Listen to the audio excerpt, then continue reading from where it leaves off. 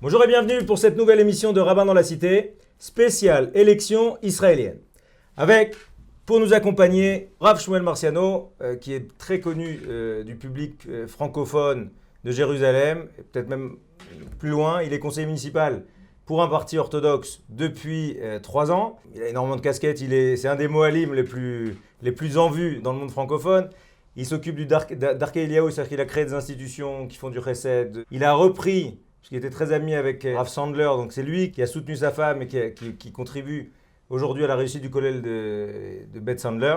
On va utiliser son expérience de francophone au sein de la politique israélienne. Rav Kremezi le présente très rapidement, il est Rosh Kollel, il nous accompagne à Torah Box énormément, dans à peu près tout. Il fait partie, on va dire, du comité, de la ligne directrice Torah Box, s'occupe beaucoup de questions psychologiques sur la ligne d'écoute. Israël est en ébullition. On est à l'aube du 3e scrutin consécutif, avec toujours la question éternelle, est-ce que Bibi va rester Premier ministre? Est-ce que finalement toute la coalition faite de bric-à-brac va réussir à le faire tomber?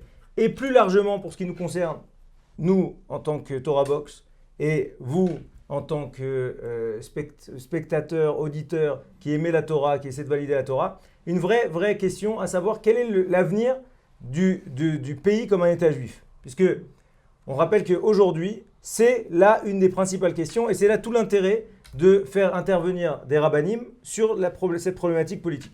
Alors Rav Marciano, en quoi finalement aujourd'hui cette élection est particulière et peut-être que le stress, toute la tension qu'il y a autour de cette élection, elle dépasse bien, elle va bien au-delà d'un scrutin électoral. Tout simplement parce qu'aujourd'hui, il faut savoir que contrairement à tous les autres pays du monde, la droite et la gauche en Israël, ce n'est pas comme la droite et la gauche en France ou dans d'autres pays du monde où il y a, dans chaque parti, il y a un idéal. Il y a un idéal, chaque parti présente un projet et après chaque personne s'associe à un des projets et vote pour ce parti-là. C'est surtout que dans le monde, en général, la dissociation entre démocrates, républicains, gauche-droite, etc., elle se fait très largement sur l'économique. Est-ce qu'on est plus sur un modèle social avancé ou est-ce qu'on est plus sur un modèle libéral? En gros, globalement, c'est comme ça dans le monde. Exact. Non, en Israël, les enjeux sont entièrement différents, puisque les enjeux le premier enjeu d'abord, c'est celui de la religion. Est-ce qu'on veut d'Israël un pays qui garde la tradition, qui garde la religion, qui garde un consistoire rabbinique, ou un pays qui est entièrement libéral, qui ressemble à tous les autres pays du monde? Comme la gauche présente, aujourd'hui ils veulent annuler le consistoire, la rabbanout, ce qu'on appelle la rabbanout. Ils veulent permettre les mariages civils, retirer la cacheroute, ouvrir certains bureaux administratifs le jour du Shabbat, etc. Donc aujourd'hui, les enjeux en Israël, c'est pas un idéal, est-ce que plus socialiste, plus républicain, plus comme vous l'avez dit, c'est savoir est-ce qu'on veut un pays continuer la tradition qu'on a depuis le nom de la Torah ou pas. Donc pour vous, d'après ce que vous dites, ou Rav Kremezi, pour vous en Israël, la religion, elle est nécessairement une affaire publique? Parce que finalement, on a toujours la sempiternelle idée de dire que, attendez, la religion, c'est à la maison. Je pense, vous savez, quand j'étais petit, j'allais en Israël et j'avais une grande surprise.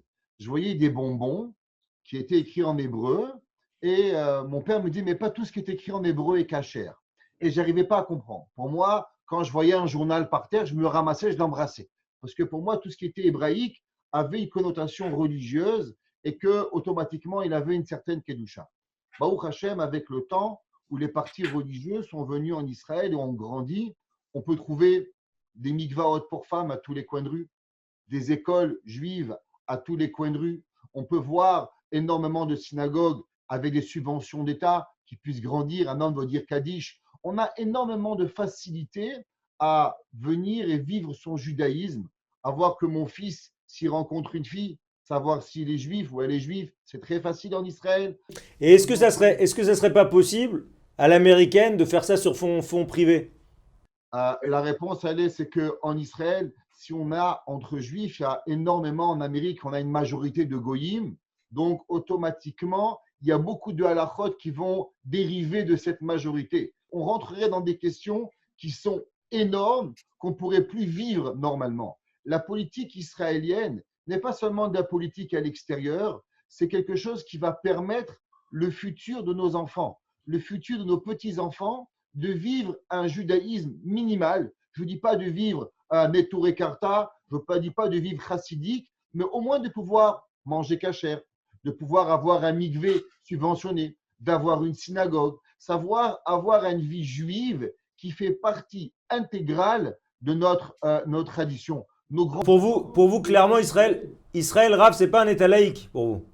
Pas du tout. Je pense que mes grands-parents sont venus en 47 et 48 en Israël, sont pas dans un pays laïque, sont pas venus ni en Ouganda, ni au Japon, ni au Canada. Ils sont venus en Israël comme énormément de séfarades à cause qu'ils avaient une volonté profonde de vivre un judaïsme épanoui. Bien sûr, je ne dis pas qu'on doit forcer les gens à faire certaines choses, mais je pense qu'il est important pour chaque personne de concevoir qu'aujourd'hui, la droite et la gauche, ce n'est pas économique, mais c'est véritablement l'avenir du judaïsme minimal dans nos enfants et nos petits-enfants qu'on va le jouer. Est-ce qu'on va mettre la religion de côté et on va vivre laïquement et on va devoir aller rechercher la religion? Ou bien la religion va faire un minimal, à une minime obligationnelle, faire partie de notre vie dans notre quotidien. Et je pense que c'est très... Oui. Rav Marciano, on a bien compris le point de vue qui est finalement le point de vue partagé par la plupart des Juifs français, a fortiori ceux qui ont fait leur alia, comme vous par exemple. Et j'avais envie de vous poser la question, ça fait 3 ans que vous êtes au conseil municipal. J'imagine que quand on doit voter les budgets ou quand il y a des débats sur l'allocation justement du budget de Jérusalem, sur est-ce qu'on doit subventionner la prochaine fête de Shavuot ou est-ce qu'on doit plutôt aller vers des espaces verts pour les vélos, etc. etc.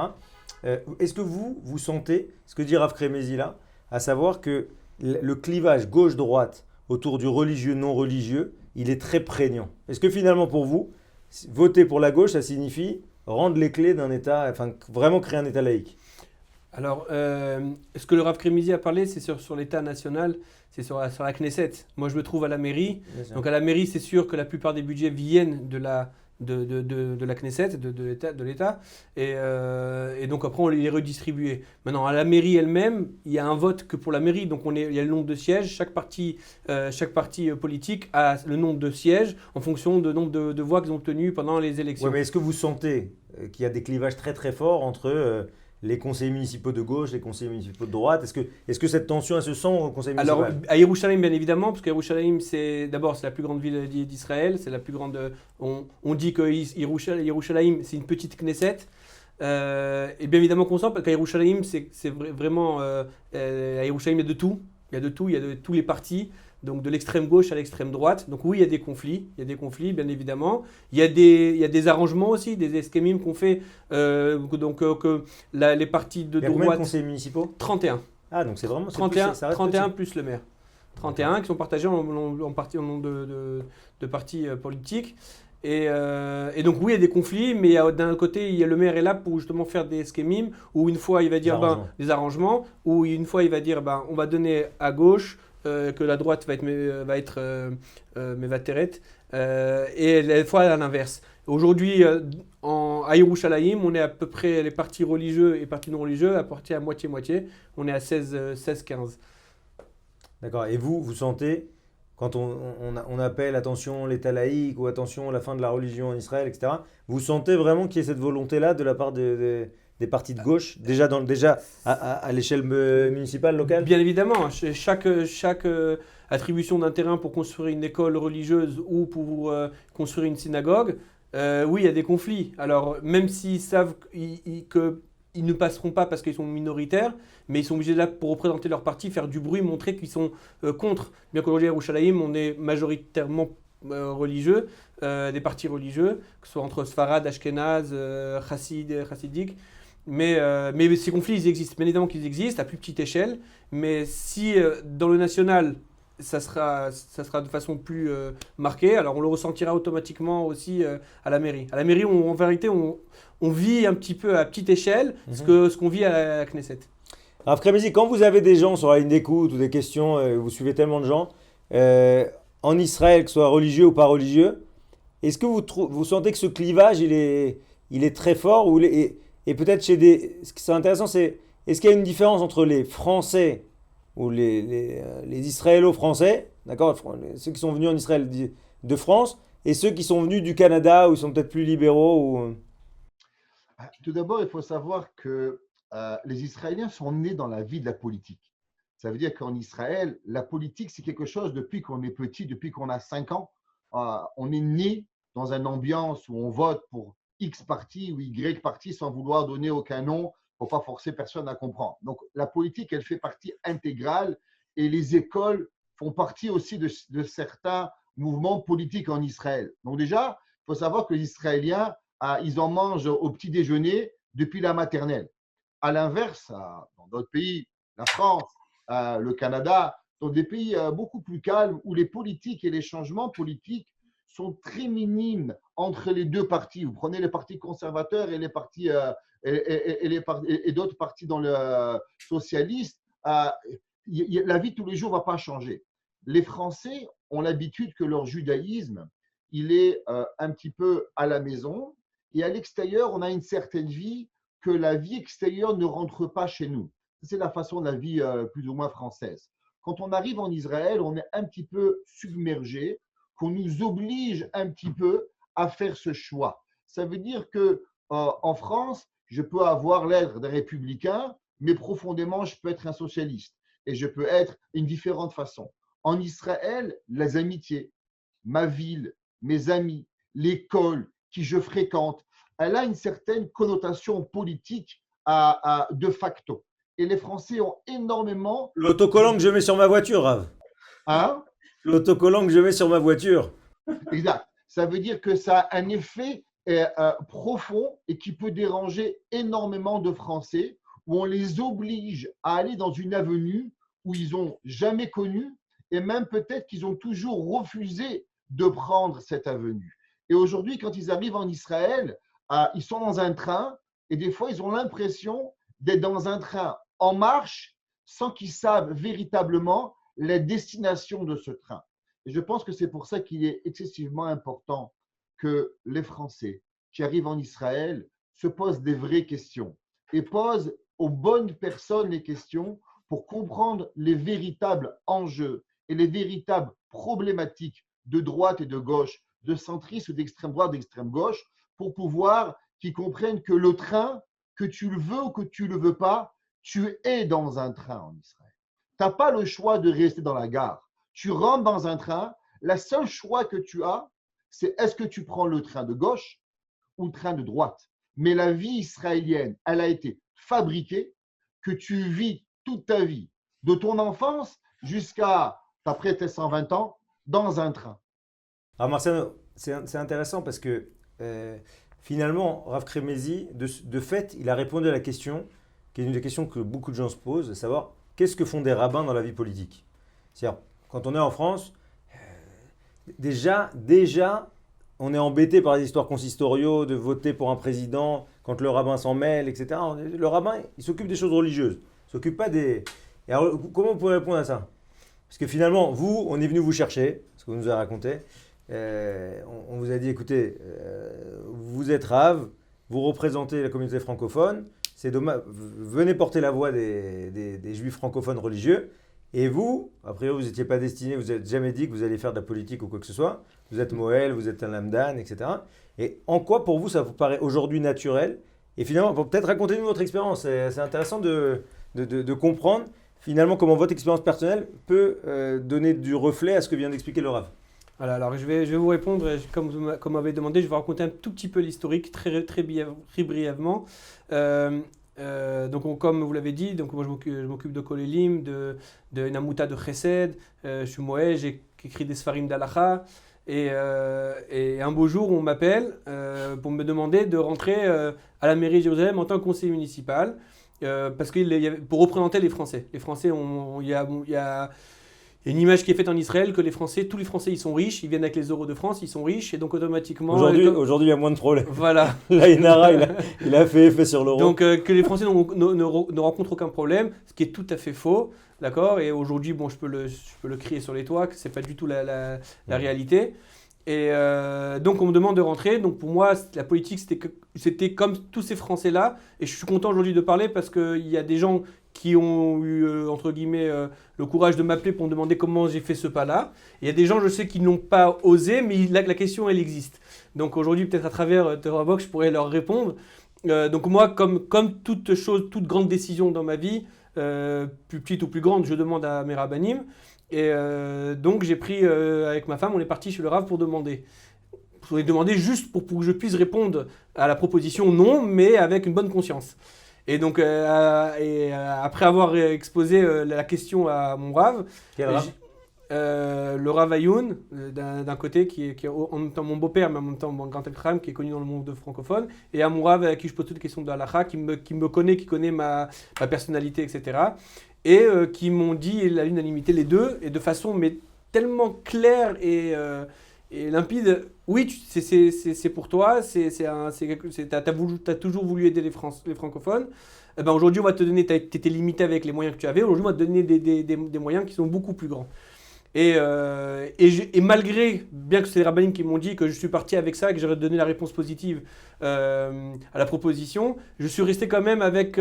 j'étais pas tranquille. Pourtant, j'ai la Emouna, j'écoute le Rav, etc. Aujourd'hui, après 3 ans, je comprends exactement qu'est-ce que c'est le Da'at Torah quand on pose question à un Rav et qu'un Rav vous donne... Ça, on dit que Kadosh Baruch Hu, il met la réponse chez le Rav. Aujourd'hui, je comprends exactement pourquoi... les rabbinim m'ont dit de rentrer. Parce que je peux vous dire, je fais de tout sauf de la politique. Je fais du Zikoui Rabim, je fais du Chesed,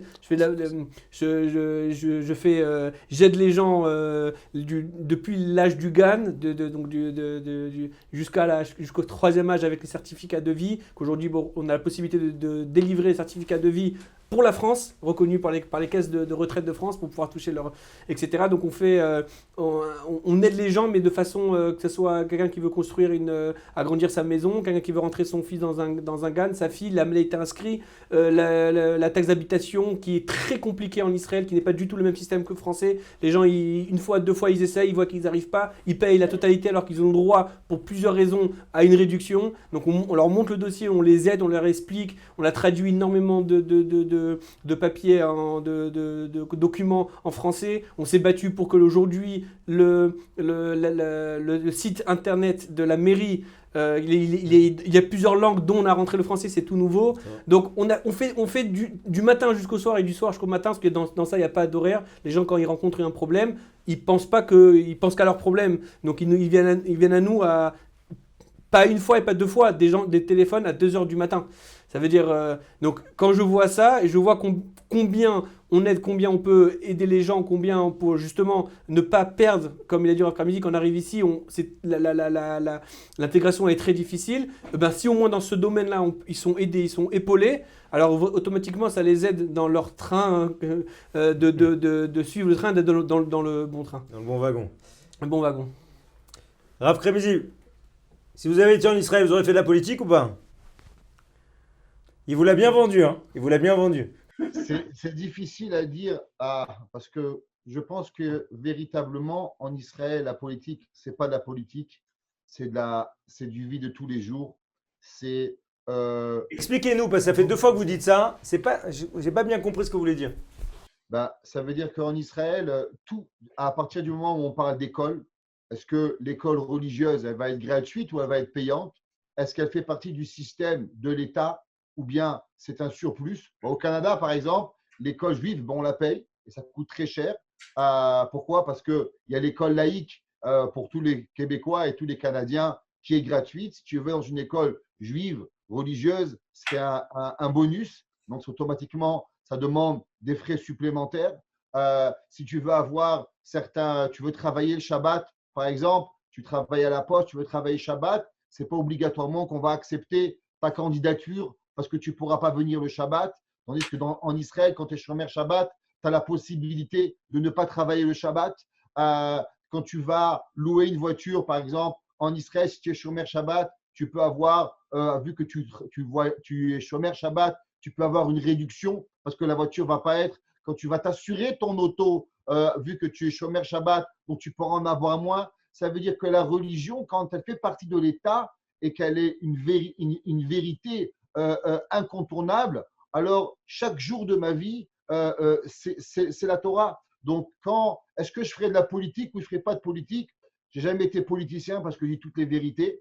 et les politiciens souvent ne disent pas toutes les vérités. Mais une chose que je sais, c'est que quand on aime aider le monde, et je pense que c'est ça que le Rav Marciano voulait dire, qu'en Israël, si on a un ratson d'aider le monde, on est obligatoirement un petit peu poussé vers certains partis politiques pour pouvoir aider les gens de sa communauté comme ils le font. Donc, la politique, le chesed, tout ça, c'est un petit peu mélangeant en Israël. On va laisser on va laisser Rav Marciano rebondir, mais en tout cas, pour votre retraite canadienne, il vous prépare quelque chose.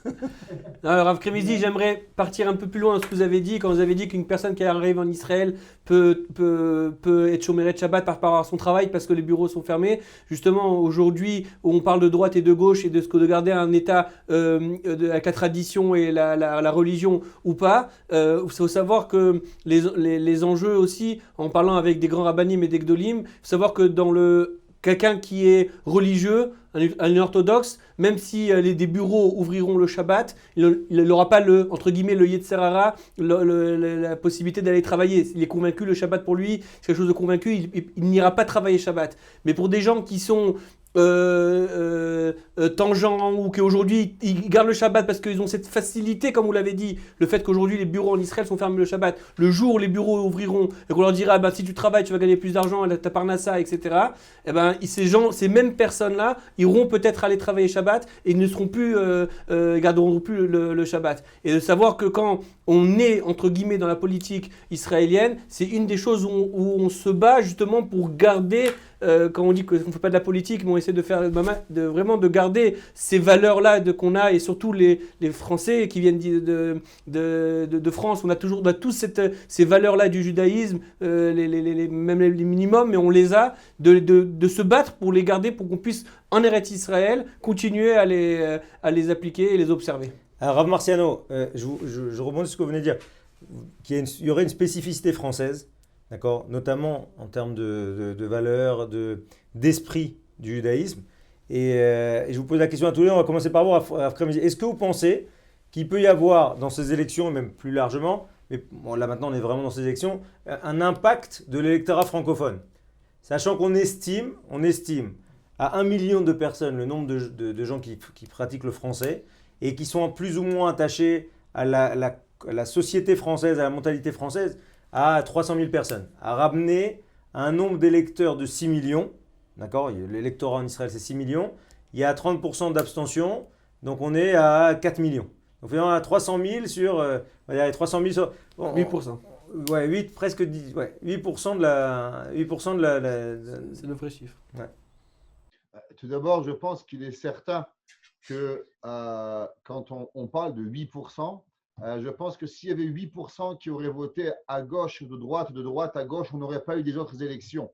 Les élections, elles ont été refaites à moins que de vote de 8%. Donc, c'est certain que 8%, c'est un chiffre important, c'est pas rien.